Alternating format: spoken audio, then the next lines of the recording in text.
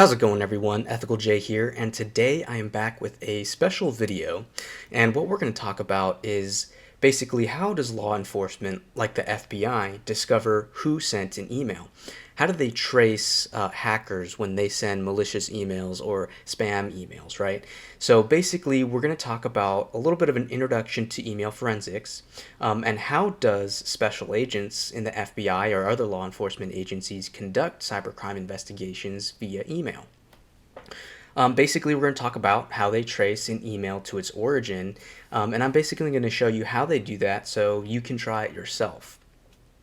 Now, basically, email, of course, we've seen an increasing number of enterprises now using email as their primary communication mode, and basically that results in a growing dependence on emails, and that also has given rise to more email crimes today.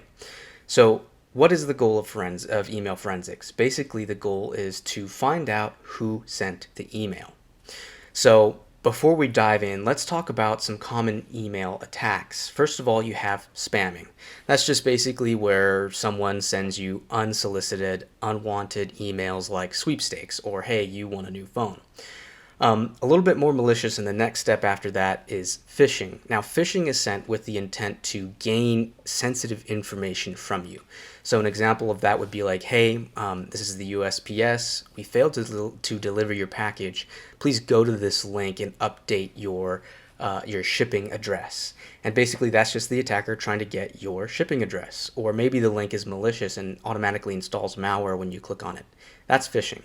Mail bombing is basically when someone will send a whole bunch, thousands of emails to one account, and basically overloading it and just causing a nuisance or maybe causing you to be unable to access your mail. So another email attack is cyberstalking. That's basically harassment. That's where somebody is sending you unwanted emails that are really annoying or mean or saying terrible things to you.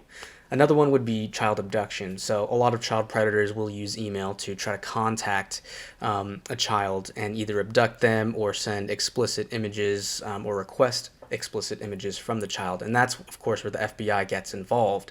And I'm going to show you how an FBI special agent would track those emails of a child predator, for example. So next we need to talk about how email works. Email uses the client-server architecture, basically, where you have a client, Bob, and then a mail transfer agent, the server. Basically, this is how an email will travel through a network. You have Bob that wants to send an email to Alice. So first, he's going to basically create a message on his email client like Outlook or Gmail. And then he's going to use the simple mail transfer protocol pictured here to send the email to a mail transfer agent, which is just a server somewhere out there in the internet.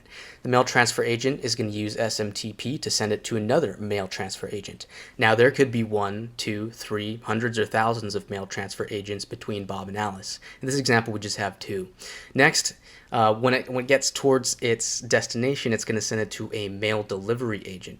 Now, the mail delivery agent, depending on the protocol it uses, either POP3 or IMAP, is either going to store the message until Alice retrieves it, or it's going to send it directly to her computer. So that's basically how emails are sent. Just remember that they hop through a whole bunch of different servers which all have different IP addresses until they make it to Alice. So now we're going to discuss the different types of email clients, and there are 2 main ones. There's first the web-based email client, and then the desktop-based email client. A web-based email client, for example, is Gmail. This is my Gmail here. I have it pulled up. And it is basically accessed through your web browser. The second type is going to be the desktop-based email. And that's an example of Microsoft Outlook, where you access your emails from a desktop application. So remember, those are the 2 main differences.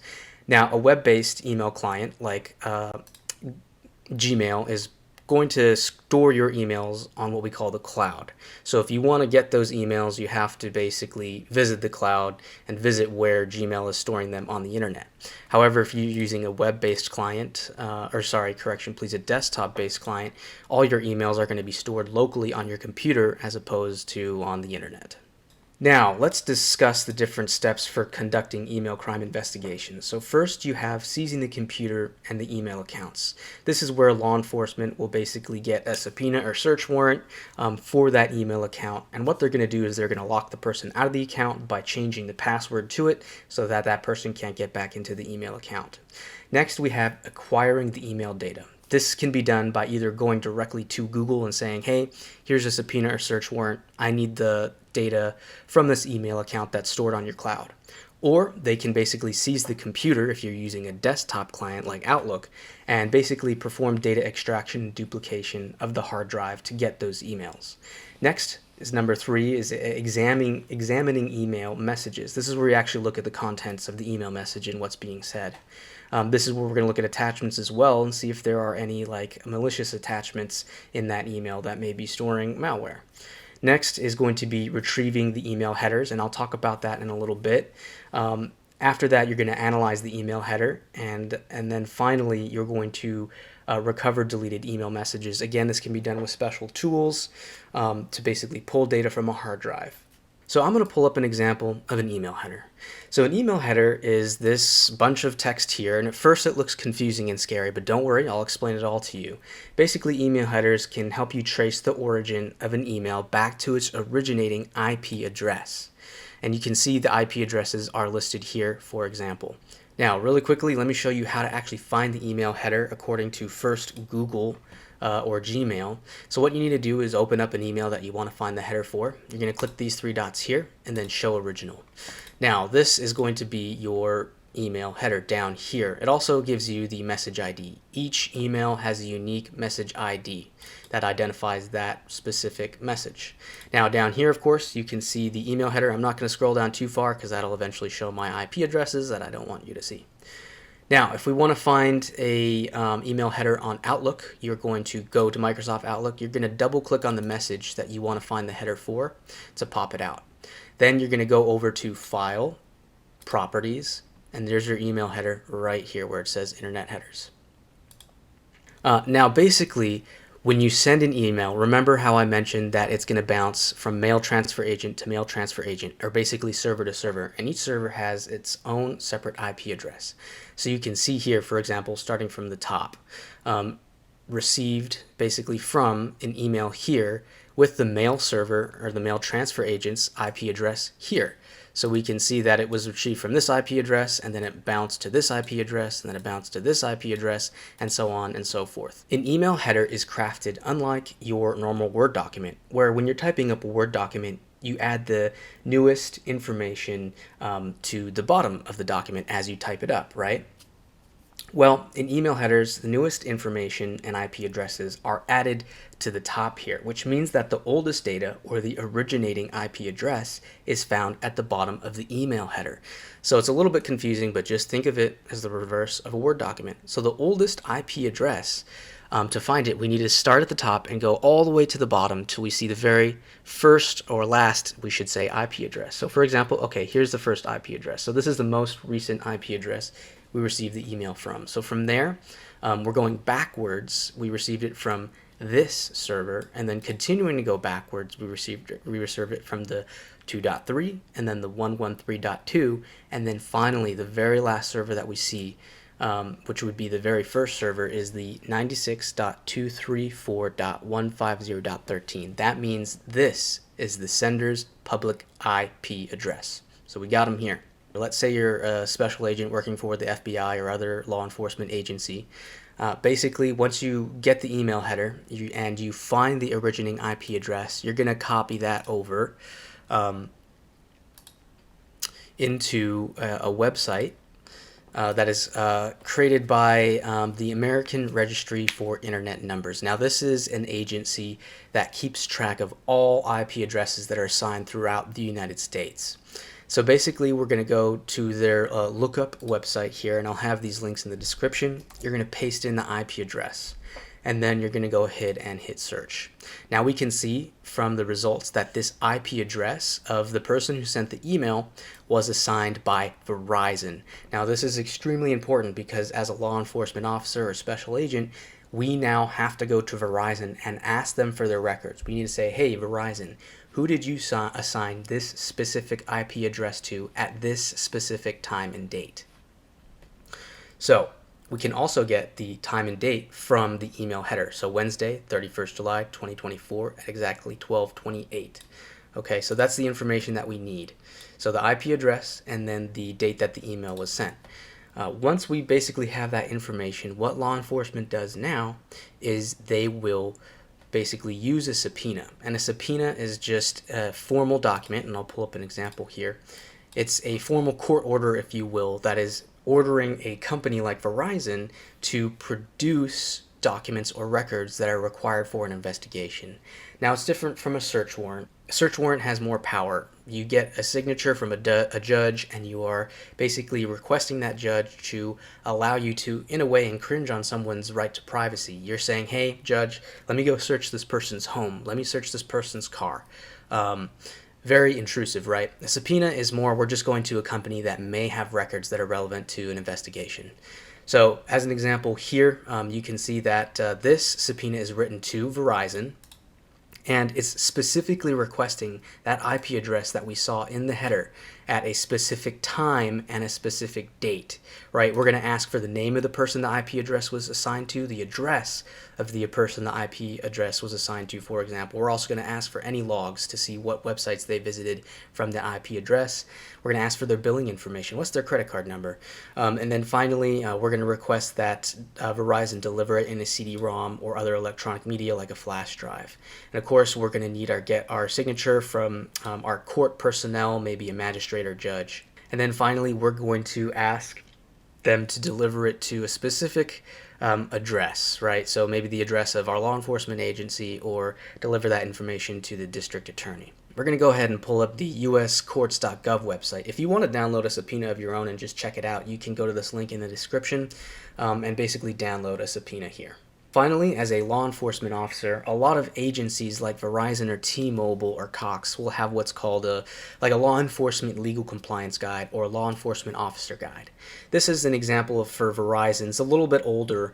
I don't believe that they have this anymore. They might have a new version or a different way or a different type of legal guide. But here's an old example. Basically, if you scroll down, it's going to give you a whole bunch of contact information for Verizon. It's going to tell you, hey, if you want to create a subpoena, this is who you send it to. So if you're in, let's say, Texas, for example, you're going to reach out to this address here. You're going to send your subpoena information to this address.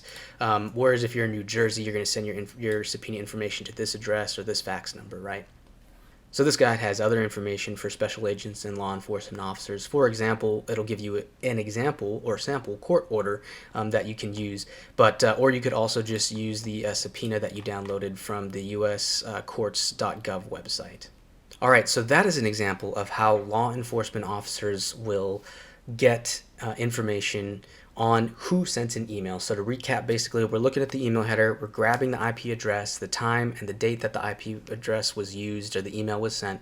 We're going to go to the American Registry for Internet Numbers. We're going to look up the IP address. Once we find that the IP address was assigned by Verizon, we're going to go to Verizon with a subpoena or a court order and ask them for more information about who that IP address was assigned to at a specific time and date. Now, if you are not a law enforcement officer and you don't have the authority of a subpoena, you don't have a subpoena that you can bring to a judge and have the judge sign, that's totally okay. What you can do as a civilian is copy the IP address from the header, and we're going to open up a program called Open Visual Traceroute. This is a free open source tool that you can download from the internet at their website here, which I'll leave in the description. Alright, now once you open up the application, it's going to give you this really cool 3D globe. Basically, this allows you to trace where an IP originated from. It also gives you this whois lookup capability. And if you remember, we basically did that whois lookup capability at the ARIN website, where we typed in an email address and we saw who assigned that email address, and hey, it was Verizon. Well, you can also do that here in Visual Traceroute with the whois lookup capability.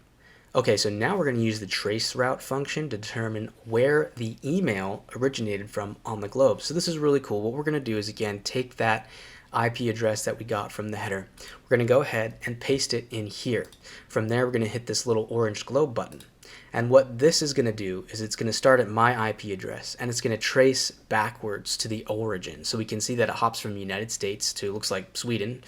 And then from Sweden, we're going to trace that IP address and see where it hops to another server back in the United States. And finally, we can see that it originated from a server here, looks like in Virginia or somewhere here on the East Coast. So basically, let's just kind of click through it here. So we can see that if we're going backwards, right, we're tracing the email backwards again. It obviously was delivered to me here in Arizona, and then it hops through a couple servers in Arizona, and then from there we can click through and we see that it goes to Europe. It hops through a couple servers in Sweden.